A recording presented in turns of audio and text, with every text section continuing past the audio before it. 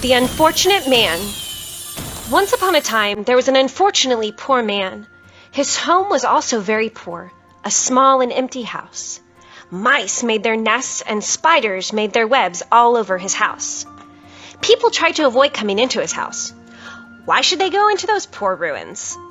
The poor man thought that being poor was the reason of his sadness and loneliness. People avoided him everywhere he went.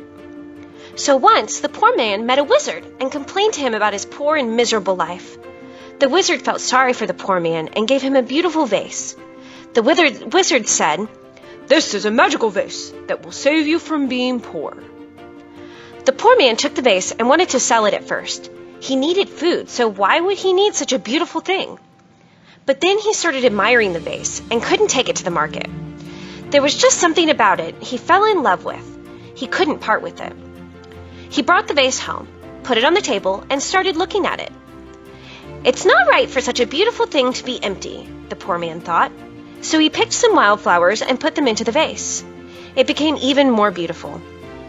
Not good, the poor man thought again, that such a beautiful thing stands next to a spider web. So the poor man started cleaning the spider webs. He swept out the cockroaches and mice. He cleaned the dust and washed the floors and the walls.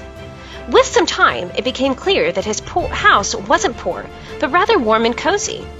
And the poor man wasn't a poor man anymore, but a hard-working man who had no time for thoughts of sadness. He decided to keep working and helping others with their work as well. One step at a time, he started to believe in himself again. He started talking to people more. He found a ton of opportunities around him.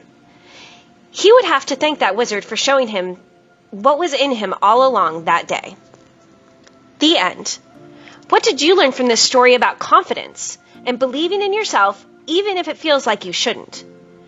Do you think if the poor man had believed in himself more, that he would have let things fall apart so much? If you believe you can, then you can.